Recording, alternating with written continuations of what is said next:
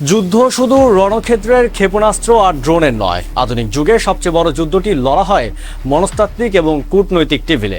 সম্প্রতি তেহরানে এক রাষ্ট্রীয় অনুষ্ঠানে বিশ্ব কাঁপিয়ে দিয়ে কূটনৈতিক বুদ্ধিমত্তার এক অনন্য নজির স্থাপন করলো ইরান। সেখানে উপস্থিত প্রতিটা দেশের প্রতিনিধিদের সামনে ইরানি কারি এমন কিছু সুনির্দিষ্ট কুরআনের আয়াত তিলাওয়াত করলেন যা ঠিক সেই দেশের বর্তমান রাজনৈতিক ভূমিকার সাথে হুবহু মিলে যায়। বিশেষ করে সামরিক দিক থেকে মুসলিম বিশ্বের অন্যতম পরাশক্তি তুরস্কের প্রতিনিধি দলের সামনে যখন পবিত্র কুরআনের একটি বিশেষ আয়াত গুঞ্জরিত হলো, তখন উপস্থিত কূটনীতিকদের মাঝে এক পিন পতন নীরবতা নেমে আসে।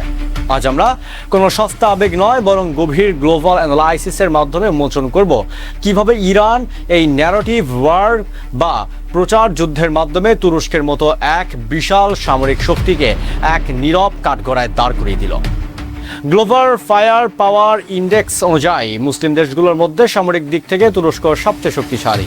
শুধু তাই নয়, শক্তিশালী পশ্চিমা সামরিক জোট নাটো মধ্যেও মার্কিন যুক্তরাষ্ট্রের পরেই তুরস্কের সেনাবাহিনী সবচেয়ে বড় ও আধুনিক।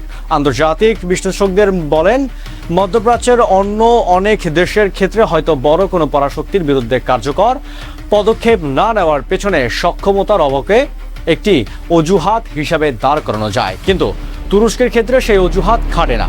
সরাসরি কোনো সংঘাতে না জড়িয়েও স্রেফ কৌশলগত এবং আধুনিকতার চাপ সৃষ্টি করে অনেক কিছু আদায় করার সামর্থ্য আঙ্কারার রয়েছে। কিন্তু তার সত্ত্বেও গাজার দীর্ঘ 2 বছরের মানবিক সংকটে সুন্দর সুন্দর কিছু বক্তব্য বিবৃতির বাইরে তুরস্কের ভূমিকা অনেককেই হতাশ ও ক্ষুব্ধ করেছে। ঠিক এই জায়গাতেই ইরান তাদের অসাধারণ মনস্তাত্ত্বিক এবং সাংস্কৃতিক শ্রেষ্ঠত্বের প্রমাণ দিল। রাষ্ট্রীয় সেই বিশেষ অনুষ্ঠানে তুরস্কের ভাইস প্রেসিডেন্টের নেতৃত্বে যোগ দেওয়া উচ্চ পর্যায়ের প্রতিনিধি দলের সামনে ইরানি কারি তিলাওয়াত করলেন সূরা নিসার 95 নম্বর আয়াত। সেখানে স্পষ্ট বলা হয়েছে, মুমিনদের মধ্যে যারা অক্ষম নয় অথচ ঘরে বসে থাকে আর যারা আল্লাহর পথে স্বীয় দন প্রাণ দ্বারা সংগ্রাম করে তারা সমান নয়।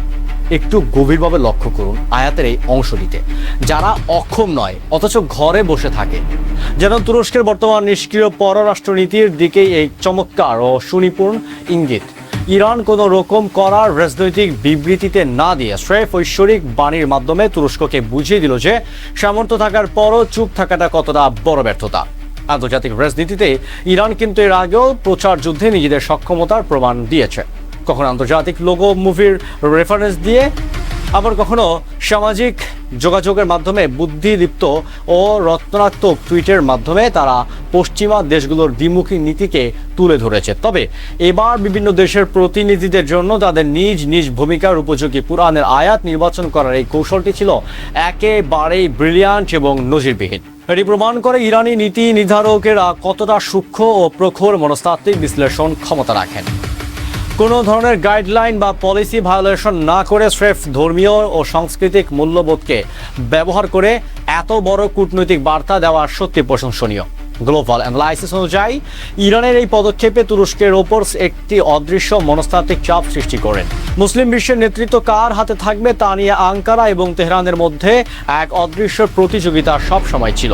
এই ঘটনার পর আন্তর্জাতিক মহলে তুরস্কের অবস্থান কিছুটা রক্ষণাত্মক হতে বাধ্য, কারণ নিজ দেশের সাধারণ জনগণ এবং মুসলিম বিশ্বের বড় একটা অংশ এখন তুরস্কেরই শুধু মুখে বলা এবং কাজে না করা নীতি নিয়ে প্রশ্ন তুলতে শুরু করবে।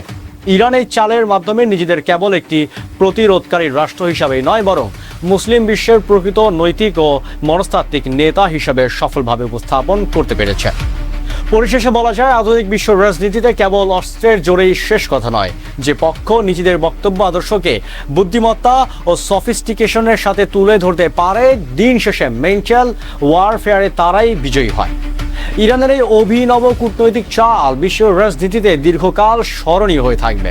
সামর্থ্য থাকার পরেও তুরস্কের এই নীরব ভূমিকা এবং ইরানের এই সূক্ষ্ম জবাবকে আপনি কিভাবে মূল্যায়ন করছেন? ইরানের এই কূটনৈতিক বুদ্ধিমত্তা কি মধ্যপ্রাচ্যের দেশগুলোর নীতিকে কোনো পরিবর্তন আনতে পারবে? কমেন্ট বক্সে আপনার মূল্যবান যুক্তিগত মার্জিত মতামত জানান। ভিডিওটি তথ্যবহুল মনে হলে লাইক ও শেয়ার করুন। আন্তর্জাতিক ভূরাজনীতির এমন গভীর ও মনস্তাত্ত্বিক বিশ্লেষণ নিয়মিত পেতে আমাদের চ্যানেলটি সাবস্ক্রাইব করুন।